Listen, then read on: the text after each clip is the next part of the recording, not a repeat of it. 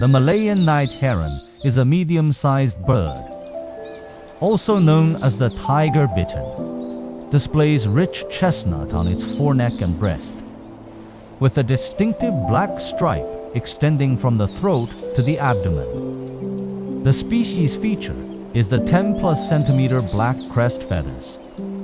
Makes field identification unmistakable when erects. Extremely timid and cautious by nature.